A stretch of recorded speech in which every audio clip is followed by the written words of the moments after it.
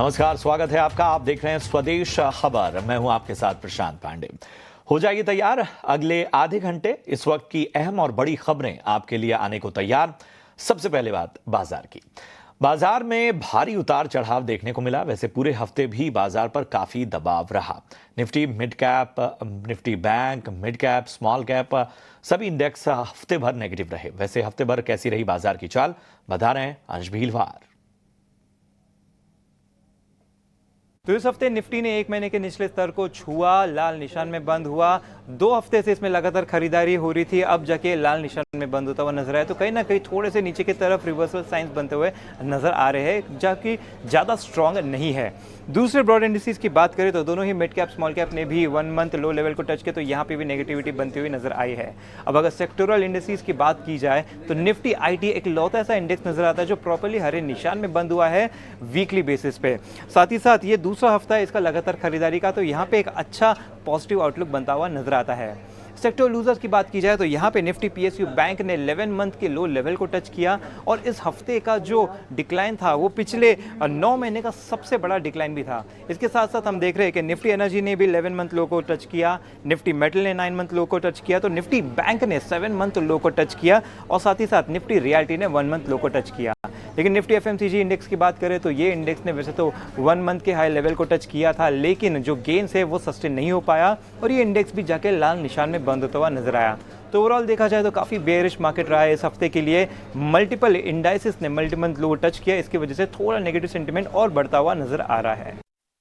शुक्रिया करेंगे अंश आपका इस अहम जानकारी के लिए। अब बढ़ते हैं अपने खास सेगमेंट 5 का पंच की तरफ, जहां मेरे सहयोगी रविंदर आपको बताएंगे कि आखिर किन शेयरों और सेक्टर ने लगाया मार्केट में एक्शन भरा पंच। जी रविंदर। 5 के पंच में जो हमारा पहला शेयर है टीसीएस, जहाँ पर टीसीएस ने अपनी तीसरी तिमाही के रिजल्ट अनाउंस किए थे, और कंपनी का जो ओवरऑल नंबर था वो इनलाइन था विद एक्सपेक्टेशन। लेकिन जो कमेंट्री है कंपनी के वो पॉजिटिव आ रही है, जहाँ पर उन्होंने कहा है कि वो ज़्यादा कॉन्फिडेंट है FY26 के लिए। इसी के साथ साथ कुछ ब्रोकरेज नोट भी आ रही है, जहाँ पर मॉर्गन स्टैनली ने जो है मेंटेन रखा है ओवरवेट रेटिंग टीसीएस पर, और टारगेट प्राइस जो है अनचेंज रखा है 4660 पर। वहीं नोमिरा ने जो है न्यूट्रल रेटिंग को मेंटेन रखा है, और टारगेट प्राइस 4020 का रखा है। उनका कहना है कि मार्जिन में जो है इंप्रूवमेंट देखने को मिल सकता है FY26 में। इसी के साथ साथ नोवामा की भी नोट आ रही है टीसीएस पर, जहाँ पर उन्होंने जो है बाय रेटिंग को मेंटेन रखा है, और टारगेट प्राइस 5200 का रखा है। उनका कहना है कि मैनेजमेंट जो है ऑप्टिमिस्टिक है BFSI और रिटेल सेक्टर के लिए। अगला जो स्टॉक है IRCTC आज फोकस में रहा है, जहाँ पर मैक्वारी ने जो है इनिशिएट किया है IRCTC पर आउट परफॉर्म रेटिंग, और टारगेट प्राइस जो है 900 का रखा है। उनका कहना है कि IRCTC जो है इंडियन रेलवे की टिकटिंग बिजनेस और कैटरिंग सर्विसेज के लिए जो है मोनोपोली इंजॉय करता है, और कंपनी जो है 30% का फ्री कैश फ्लो मार्जिन जो है जनरेट करता है, और 30% का ROE और ROIC। इसी के साथ उनका कहना है कि रेलवे के अपग्रेड, मॉडर्नाइजेशन और इम्प्रूव कनेक्टिविटी के चलते जो है IRCTC को फ़ायदा देखने को मिल सकता है। अगला जो स्टॉक है टाटा एलेक्सी, जहाँ पर कंपनी के जो तीसरी तिमाही के जो रिजल्ट अनाउंस किए थे कंपनी ने वो वीक आए हैं, जहाँ पर जो कंपनी का टॉप लाइन परफॉर्मेंस है उसमें 0.4% की जो है ग्रोथ देखने को मिली है क्वार्टर ऑन क्वार्टर बेसिस पर कांस्टेंट करेंसी में। और जो ट्रांसपोर्टेशन वर्टिकल सेगमेंट है उसने भी जो है एक सॉफ्ट ग्रोथ रिपोर्ट किया है। ये जो ट्रांसपोर्टेशन वर्टिकल सेगमेंट है उसमें जो है इम्पैक्ट देखने को मिला है स्लोडाउन यूएस और यूरोपियन यूनियन से। और जो टॉप 5 क्लाइंट है उन्होंने जो है उसमें डिक्लाइन देखने को मिला है 30% क्वार्टर ऑन क्वार्टर बेसिस पर USD पर, और एबिटा मार्जिन जो है 26.3% पर रहा है। इसी के साथ साथ कुछ ब्रोकरेज नोट भी आ रही है टाटा एलेक्सी पर, जहाँ पर मॉर्गन स्टैनली और JP मॉर्गन इन दोनों ही ने जो है टाटा एलेक्सी पर अंडरवेट रेटिंग रखा है, और टारगेट प्राइस जो है मॉर्गन स्टैनली ने 6000 का रखा है, और JP मॉर्गन ने जो है 5400 का रखा है।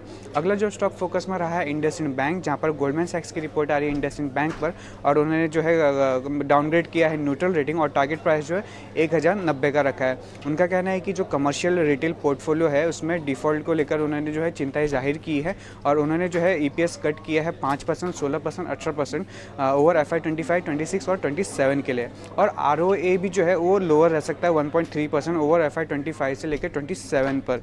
अगला जो स्टॉक फोकस में है HCL टेक, जहाँ पर कंपनी जो है अपना Q3 रिजल्ट अनाउंस करने वाली है, तो उसमें जो है कंपनी का जो कांस्टेंट करेंसी है उसमें 4.4% की ग्रोथ देखने को मिल सकती है, और जो रेवेन्यू है उसमें भी जो है 4.1% की ग्रोथ देखने को मिल सकती है, और पैट में भी जो है कहीं ना कहीं 9% की ग्रोथ देखने को मिल सकती है तीसरी तिमाही में। और जो कंपनी का सर्विस बिजनेसेस है वो ऑर्गेनिकली ग्रो हो सकता है 1.7% क्वार्टर ऑन क्वार्टर बेसिस पर, और जो एबिटा मार्जिन है वो 18 से 19% पर देखा जा सकता है।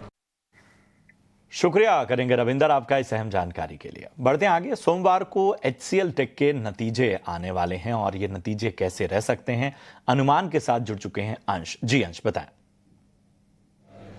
तो HCL टेक के पॉजिटिव नतीजे आने का अनुमान किया जा रहा है। अगर यहाँ पे हम डॉलर टर्म्स में रेवेन्यू की बात करें तो 3.3% बढ़ने का अनुमान किया जा रहा है, जो कि $3,560 मिलियन का हो सकता है। रुपी टर्म में देखें तो यहाँ पे भी अच्छे 4.1% की बढ़ोतरी हो सकती है, जिसके चलते जो रेवेन्यू है वो 30,000 करोड़ को पार कर सकता है। 30,000 कुछ 50 करोड़ के आसपास का आ सकता है। यहाँ पे मार्जिन की बात करें तो यहाँ पे भी एक अच्छा इंप्रूवमेंट होता हुआ नजर आ सकता है, जो कि पहले 18.6% था, वो इंप्रूव होकर 19.4% का आ सकता है। खासकर प्रॉफिट की बात करें तो यहाँ पे काफ़ी अच्छा उछाल होता हुआ नजर आ सकता है, करीबन 9.5% का एक अच्छा उछाल होता हुआ दिख सकता है, जिसके चलते यहाँ पे 4,640 करोड़ का आता हुआ दिख सकता है। दूसरे एक्सपेक्टेशंस की बात करें तो जो Q3 है उसका सीजनलिटी डेटा के हिसाब से सॉफ्टवेयर सर्विस काफ़ी स्ट्रांग रहता है, तो यहाँ पे भी अच्छी पॉजिटिविटी बनती हुई नजर आ सकती है। सर्विस बिजनेस की बात करें तो ऑर्गेनिकली ये 1.7% से बढ़ सकता है क्वार्टर ऑन क्वार्टर बेसिस पे। जो कंपनी की एक्विजिशन थी कॉमटेक की, यहाँ से भी कुछ 0.5% का कंट्रीब्यूशन आता हुआ नजर आ सकता है। गाइडेंस की बात कर लेते हैं, क्योंकि यहाँ पे गाइडेंस रिवाइज हो सकता है। अब गाइडेंस 4.5% से लेके 5.25% का हो सकता है FY25 के लिए। और गाइडेंस की बात करें तो रेवेन्यू ग्रोथ यहाँ पे एक्सपेक्ट 3.5 से 5% का किया जा सकता है कांस्टेंट करेंसी में, और सेम सर्विस रेवेन्यू भी यही रेंज में किया जा सकता है। एबिट मार्जिन की बात करें तो एबिट मार्जिन यहाँ पे 18 से 19% का बीच का हो सकता है। तो ओवरऑल काफ़ी पॉजिटिव नतीजे आने का अनुमान किया जा रहा है। शुक्रिया अंश आपका इस अहम जानकारी के लिए। वैसे अगले हफ्ते एवेन्यू सुपरमार्ट के भी नतीजों पर नजर रहेगी, क्या है अनुमान, बता रही हैं स्नेही। जी हाँ, मार्केट की नज़र एवेन्यू सुपरमार्ट्स के Q3 अर्निंग्स पर रहेंगी और ओवरऑल हम एक डिसेंट क्वार्टर एक्सपेक्ट कर रहे हैं एवेन्यू सुपरमार्ट्स के लिए। अगर हम रेवेन्यू के बारे में बात करें तो 15,500 करोड़ की हम एस्टिमेट रख रहे हैं, कंपेयर टू 13,247 करोड़ जो कंपनी ने Q3 ऑफ FY24 में रिपोर्ट किया था। करीबन 17 से 17.5% का एक अपटिक हम एक्सपेक्ट कर रहे हैं। एबिटा के बारे में बात करें तो 1,300 करोड़ पर एक्सपेक्टेशन है, कंपेयर टू 1,121 करोड़ जो लास्ट लेयर में रिपोर्ट किया था। 17.3% अपटेक हम उधर भी एक्सपेक्ट कर रहे हैं। नेट प्रॉफिट के बारे में बात करें तो ये आंकड़ा हम 873 करोड़ के आसपास देख रहे हैं। अगर इसकी तुलना लास्ट ईयर की फिगर से की जाए तो वो 737 करोड़ था, तो 18.5% का अपटिक हम एक्सपेक्ट कर रहे हैं नेट प्रॉफिट के माध्यम पर। अगर हम एबिटा मार्जिन्स के बारे में बात करें, यहाँ पर थोड़ी सी वीकनेस हमें दिख सकती है। ये आंकड़ा हम 8.4% पर एक्सपेक्ट कर रहे हैं, compare to 8.5% Q3 of FY24 का जो उनका आंकड़ा था। अब कुछ की एक्सपेक्टेशंस क्या रहेंगे? रेवेन्यू में ग्रोथ की हम उम्मीद रख सकते हैं 17.5% की। ये स्टोर एक्सपेंशन और उनका जो हायर डिस्काउंट दिया है कंपनी ने, इसके दम पर रेवेन्यू का आंकड़ा ये फिगर पर आ सकता है। हम एक मार्जिनल इंप्रूवमेंट भी देख रहे हैं। जनरल मर्चेंडाइज सेगमेंट के बारे में बात करें तो वो भी सेगमेंट अच्छा रिपोर्ट कर सकता है, उसके आंकड़े अच्छे हो सकते हैं। एबिटा मार्जिन के बारे में बात करें तो जैसे कि मैंने बताया, एक हल्का सा डिक्लाइन हम उधर एक्सपेक्ट कर रहे हैं, क्योंकि उनका ऑपरेटिंग एक्सपेंस ये क्वार्टर में थोड़ा भारी रहा है, क्योंकि उन्होंने स्टोर्स एक्सपैंड की है और उनका ओवरऑल ग्रॉस मार्जिन भी काफ़ी वीक है। अगर हम फैक्टर्स के बारे में बात करें तो उनका जो SSSG है, सेम स्टोर सेल्स ग्रोथ, एक ही स्टोर में उन्होंने कितना ग्रोथ देखा है ओवरऑल, ये मैट्रिक बहुत इंपॉर्टेंट रहेगा देखने के लिए। कंपनी का कोई कमेंट्री, उनका जो इम्पैक्ट वो देख रहे हैं ई कॉमर्स और क्विक कॉमर्स के दम पर, उनका स्टैंडर्ड बिजनेस में जो इसका असर हो रहा है, वो कमेंट्री भी इंपॉर्टेंट रहेगी देखने के लिए। जनरल मर्चेंडाइज और अपैरल सेगमेंट कैसे परफॉर्म कर रहा है, ये भी इंपॉर्टेंट होगा देखने के लिए। और लास्टली उनका जो एक्सपेंशन प्लान है FY25 में के लिए, वो भी बहुत इंपॉर्टेंट रहेगा देखने के लिए। बिकॉज अगर हम नोटिस करें तो Q3 में कंपनी ने 10 स्टोर ऐड किए हैं और अब उनका टोटल स्टोर काउंट हो चुका है 387। तो जी हाँ, ओवरऑल हम काफ़ी डिसेंट क्वार्टर एक्सपेक्ट कर रहे हैं एवेन्यू सुपरमार्ट से, और इस पर मार्केट की नज़र बनी रहेगी। शुक्रिया करेंगे स्नेही आपका इस अहम जानकारी के लिए। इधर क्यों टूटा टाटा एलेक्सी का शेयर, पूरी डिटेल्स के साथ है गौरव। जी गौरव, बताएं। जी हाँ, तो बात करते हैं टाटा एल्क्सी की। अगर हम शेयर प्राइस की बात करें तो कहीं पे गिरावट जो है आज के दिन में देखने को मिली थी, और इसका मेन रीज़न ये है कि अगर हम Q3 के नंबर्स के देखें तो कहीं पे वीकनेस जो है नंबर्स में हमें देखने को मिला था। सबसे पहले बात करते हैं रेवेन्यू की, तो वहाँ पे अगर हम कॉन्स्टेंट करेंसी के टर्म्स में देखें तो कहीं पे फ्लैटिश ग्रोथ रहा था। इसी के साथ साथ सेगमेंट वाइज अगर देखें तो ट्रांसपोर्टेशन में कहीं पे थोड़ा अपटिक जो है वो देखने को मिला था, बट कंपनी की तरफ से ऐसे कमेंट्री है कि कहीं पे जो EU में स्लो डाउन है इसकी वजह से ट्रांसपोर्टेशन वर्टिकल पे थोड़ा जो स्लो डाउन है वो देखने को मिला था। हेल्थ केयर में भी एक गिरावट देखने को मिली, और इसी के साथ साथ मीडिया और कम्युनिकेशन की बात करिए तो वहाँ पे भी सीक्वेंशियली एक गिरावट देखने को मिली थी। इसी के अलावा टॉप 5 क्लाइंट्स की तरफ से जो कंट्रीब्यूशन है उसकी भी बात करें तो वहाँ पे भी एक 3% की डिक्लाइन जो है इस क्वार्टर में देखने को मिली थी। और अगर हम बात करें इस सब का इम्पैक्ट, तो एबिडा मार्जिन की अगर बात करें तो 26.3% पे है एबिडा मार्जिन, जो कि अनुमान से भी कम है, और अगर हम सीक्वेंशियली कंपेयर करें तो वहाँ पे भी कम है। इसी के साथ साथ प्रॉफिटेबिलिटी में भी हमें डिक्लाइन देखने को मिला। आगे जाके इसी के चलते हुए अगर हम ब्रोकरेजेस की माने तो वहाँ पे भी एक जो टारगेट प्राइस में कट है वो देखने को मिला। तो जैसे अगर हम मॉर्गन स्टैनली की बात करें तो वहाँ पे उन्होंने टारगेट प्राइस कट किया है 6,000 रुपये पे। JP मॉर्गन ने जो टारगेट प्राइस है वो कट करे अभी 5,400 रुपीज़ का दिया है। और ICICI सिक्योरिटीज़ की अगर बात करें तो वहाँ पे भी उन्होंने टारगेट प्राइस कट किया है, क्योंकि उन्होंने EPS एस्टिमेट्स में कहीं पे जो कंपनी के है वहाँ पे कट किया है FY25 का। तो इसी के सब के चलते हुए कहीं पे वीकनेस जो है स्टॉक प्राइस में भी देखने को मिला। आगे जाके इस कंपनी में कैसे रिजल्ट्स आते हैं या फिर आगे जाके स्टॉक परफॉर्मेंस कैसे रहता है वो देखना अभी काफ़ी ज़्यादा ज़रूरी रहेगा। चलिए, तो ये थी अहम खबरें बाजार से जुड़ी हुई, और अब बढ़ते हैं आगे और एक अहम खबर आपके सामने लेकर आएंगे, लेकिन इस छोटे से ब्रेक के बाद।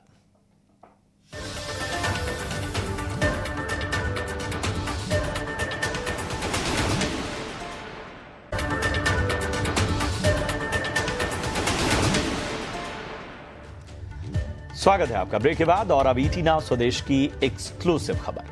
सरकार बजट में कैपेक्स का लक्ष्य बढ़ा सकती है। सूत्रों के हवाले से मिली खबर की पूरी डिटेल्स दे रहे हैं प्रकाश प्रियदर्शी। देखिए, आगामी बजट में सरकार कैपिटल एक्सपेंडिचर के मोर्चे पर काफ़ी रैशनल अप्रोच अपना सकती है। कई तरह के इंपॉर्टेंट फैक्टर्स है जिसको ध्यान में रखा जाएगा। सूत्र हमें बता रहे हैं कि 2024 में इलेक्शन ईयर होने के बावजूद कैपिटल एक्सपेंडिचर के मोर्चे पर जो धीमापन देखने को मिल रहा है, उसके बावजूद सरकार इसमें बढ़ोतरी करेगी। हालांकि ये मॉडेस्ट इंक्रीज होगा। सूत्र हमें बता रहे हैं कि कैपिटल एक्सपेंडिचर टारगेट में 10 से 12% की बढ़ोतरी की जा सकती है वित्त वर्ष 2026 के लिए। ये काफ़ी इम्पॉर्टेंट डेवलपमेंट है। इसके अलावा कई और भी फैक्टर्स हैं जिसको कि ध्यान में रखा जाएगा, जिसमें कि एक इम्पॉर्टेंट फैक्टर ये है कि वित्त वर्ष 2026 में जो डेटेड सिक्योरिटीज़ होंगी, जो मार्केट बोरोइंग है, उसमें बढ़ोतरी करनी पड़ सकती है, क्योंकि सरकार का जो रिपेमेंट ऑब्लिगेशन है डेटेड सिक्योरिटीज़ में वो बढ़ने वाली है। लिहाजा कैपेक्स नंबर डिसाइड करते वक्त इन आंकड़ों को भी ध्यान में रखा जाएगा। हालांकि सरकार के अंदर अभी इस मसले पर चर्चाएं चल रही हैं और कोई भी फाइनल डिसीजन बजट के करीब लिया जाएगा, जैसा कि सूत्र हमें बता रहे हैं। इसके अलावा सरकार की कोशिश ये होगी कि कैपिटल एक्सपेंडिचर से संबंधित जो भी टारगेट है वो निर्धारित करते समय जो फिस्कल प्रूडेंस है उसको भी ध्यान में रखा जाए, और फिस्कल प्रूडेंस और कैपेक्स नंबर्स के बीच में एक बेटर बैलेंस बनाया जाए। तो इन मसलों को ध्यान में रखते हुए सरकार कैपेक्स टारगेट डिसाइड करेगी वित्त वर्ष 2026 के लिए, लेकिन सूत्र हमें बता रहे हैं कि इसमें 10 से 12% की बढ़ोतरी हो सकती है। शुक्रिया करेंगे प्रकाश आपका इस अहम जानकारी के लिए। इधर दिल्ली एयरपोर्ट का T2 टर्मिनल अगले वित्त वर्ष में 4 से 6 महीने तक बंद रह सकता है। क्या है इसकी वजह, बता रहे हैं मेरे सहयोगी समीर दीक्षित। दिल्ली एयरपोर्ट का टर्मिनल 2 अब जल्द ही एक नए रंग रूप में नजर आएगा। ऐसा इसलिए क्योंकि GMR, जो कि दिल्ली इंटरनेशनल एयरपोर्ट लिमिटेड का संचालक है, वो टर्मिनल 2 के अपग्रेडेशन या फिर रिफर्बिशमेंट एक्सरसाइज को इस साल पूरा करेगा। जो आधिकारिक जानकारी दी गई है उसके मुताबिक इस फिजिकल ईयर 2025-26 में इस पूरे टर्मिनल 2 का अपग्रेडेशन किया जाएगा, और संभवतः क्वार्टर 2 जो होगा उसमें इस पूरी एक्सरसाइज को पूरा कर लिया जाएगा। और जब टर्मिनल 2 का पूरा अपग्रेडेशन कर लिया जाएगा तो जो कैपेसिटी जो अभी जिसको ये एड्रेस कर रहा है तकरीबन 15 मिलियन पैसेंजर की, संभवतः ये भी बढ़ पाएगी। लेकिन जो अपग्रेडेशन एक्सरसाइज है वो प्रमुखतः 6 एरियाज में की जा रही है।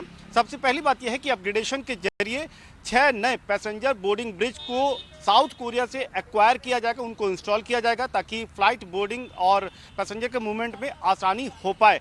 दूसरी बात यह है कि जो मैकेनिकल और इलेक्ट्रिकल इंप्रूवमेंट किए जाने हैं वो भी किए जाएंगे। और तीसरी बात यह है कि जो FIDC यानी कि फ्लाइट इंफॉर्मेशन डिस्प्ले सिस्टम है और बेटर साइनेजेस जो भी पैसेंजर को इंफॉर्मेशन देने के लिए जो इंस्टॉल्ड हैं उनको भी इम्प्रूव और अपग्रेड किया जाएगा। इसके साथ ही साथ आपको बता दें कि जो फूड एंड बेवरेज एरिया है, जो एप्रन एरिया है, जो वेटिंग एरिया है, इस सब में इंप्रूवमेंट किया जाएगा, अपग्रेडेशन किया जाएगा। तो एक लंबी एक्सरसाइज की जाएगी और GMR के मुताबिक ये जब अपग्रेडेशन एक्सरसाइज की जाएगी तो इसमें तकरीबन 4 से 6 महीने का वक्त लगेगा, जिसमें टर्मिनल 2 को बंद रखा जाएगा अपग्रेडेशन के लिए और उस दौरान जो भी फ्लाइट मूवमेंट T2 पर होता है ये पूरा शिफ्ट कर लिया जाएगा टर्मिनल 1 की तरफ। तो T1 वो एडिशनल लोड लेगा।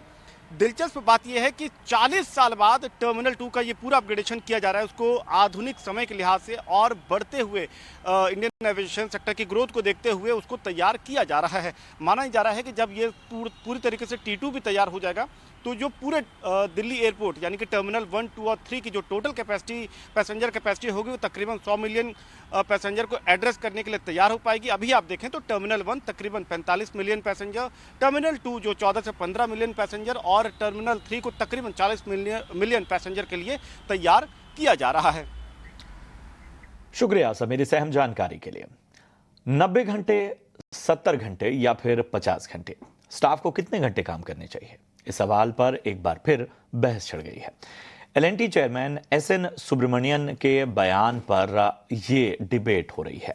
आम लोग काम के घंटे को लेकर क्या सोचते हैं, इस पर हमारी सहयोगी कविता थपलियाल, शरद दुबे और अंश भीलवाड़ ने लोगों से राय जानी।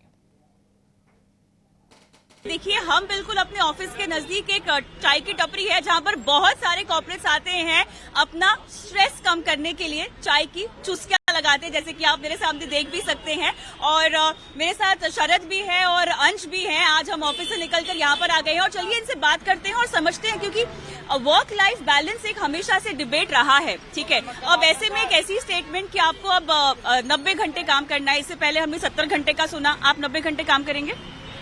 So I have some difference of opinion. मुझे ऐसा लग रहा है कि 90 घंटे is not right number. We should not talk about this in terms of the number. It's an individual choice. So work-life balance is a very thin line, if you ask me. Because अगर आप अपने घर पे भी है but आपका mind office के लिए सोच रहा है, because you are so passionate about your work. So I don't think there is any difference between work-life balance. But at the same time, at a junior level, when a worker level, if you are exploiting someone, is working say 16 hours a day, and if you are not paying to them, it's not right. Plus, you have to take care of the emotional well-being of the employee by providing understanding, have a proper feedback mechanism with them. इसको समझना है, सोचना है कि कैसे जा रहा है, because we are not dealing with machines. इंसानों के साथ। और संडे काम करेंगे आप? जी बिल्कुल, मैं तो सैटरडे भी नहीं काम करता और मैं बाजार का बंदा हूँ, तो मंडे टू फ्राइडे जो है ज़रूर हमारी काम रहती है, लेकिन सैटरडे संडे कुछ एफर्ट ज़रूर डालते हैं। लेकिन सर आपसे बात करेंगे, 70 घंटा 90 घंटा बहुत चीज़ हम सुनने को आ रहा है, आप अपने काम में कैसे बैलेंस रखते हैं ये बताएं। देखिए, पहले तो इन्होंने जब मैं नाम नहीं लेना चाहूँगा उनका, लेकिन जब इन्होंने 70 घंटे वाला कुछ कॉम्प्लीमेंट पास किया था तो इन्होंने एक 3 लाइन बना दी थी पर्सनल लाइफ और प्रोफेशनल लाइफ के बीच में। अब इन्होंने 90 घंटे वाला कुछ नया आया है तो ये चाहते हैं कि वो 3 लाइन भी अब हमारे इससे मिट जाए। We don't know how to differentiate between our personal life and professional life. So I don't think this is the right compliment from such a big leader like L&T जो कहते हैं कि हमें 90 घंटा काम करना चाहिए। अगर हम 90 घंटा काम करोगे तो आपके कंपनी का ध्यान कौन रखेगा? अगर आप हम लोग की ध्यान नहीं रखोगे तो आपके कंपनी का ध्यान कौन रखेगा? एट द एंड मैं कहना चाहूँगा कि employ mental health matters the most. बिल्कुल, एक ऐसा समय जहाँ पर शरद और अंश हमने देखा कि एपिगामिया के सीईओ की अभी यहाँ पर डेथ भी हुई है, तो बहुत ज्यादा फोकस दिया जा रहा है आपकी मेंटल हेल्थ पर। और काम कीजिए, आपको अपने सारे गोल्स पूरे करने हैं लाइफ के, लेकिन किस कॉस्ट पर? बिल्कुल, तो यहाँ पे सवाल ये है कि क्या बैक टू बैक काम करना चाहिए, क्या फैमिली के साथ टाइम स्पेंड करना जरूरी है? तो आपसे जानना चाहूंगा, काम अपनी जगह है, एम्बिशन होना चाहिए लाइफ में, लेकिन क्या वर्क के बीच में ब्रेक जरूरी है? क्या आपको फैमिली के साथ टाइम स्पेंड करना भी जरूरी है? क्योंकि एक रिफ्रेशमेंट भी मिलती है जब आप दोस्तों के साथ रहते हैं, अपने फैमिली के साथ रहते हैं। तो आपके क्या राय है इस पर? I think work life balance as he already mentioned कि बहुत ही debatable topic है, but I think yes, spending time with family is equally important because that refreshes you, and it is not always that you are able to be at the best of your productivity when you are too stressed, right? And I think we have been hearing about a lot of incidents that happen at the workplace. People who are crazy about work, they being succumbing their life, while working. Same चीज fitness को लेके भी आजकल काफी हो रहा है. So I think on the overall context, whenever there is a balance, I think productivity increases. While there can be debate around the fact that if I'm passionate, I don't feel the stress about it. But I think, yeah, it's a very individual choice. But somebody who's at a larger post and who's influential and who can create an impact by statement can be a little cautious while he says that, because I think overall work-life balance as a context पे जो focus अभी आ रहा है, I think that's very important, because we all are running behind a world wherein everybody is being asked to stretch and stretch beyond his limitations. Alright, तो यहाँ पर अब कुल मिला के वर्क लाइफ बैलेंस पे बहुत ज्यादा फोकस किया जा रहा है, और हमने तो खैर यहाँ पर कुछ ही कॉर्पोरेट से बात की है. हम देख रहे हैं किस किस तरह से बड़े बड़े सेलिब्रिटीज ने भी इसके बारे में अपने व्यूज रखे हैं. तो देखना होगा कि किस ओर अब देश का रुझान बढ़ता है. Back to the studio. चलिए, तो हमने ये जानी लोगों की राय, उनका नजरिया. इसी के साथ इस बुलेटिन में इतना ही. दीजिए इजाजत. आप देखते रहिए ET नाउ स्वदेश. नमस्कार.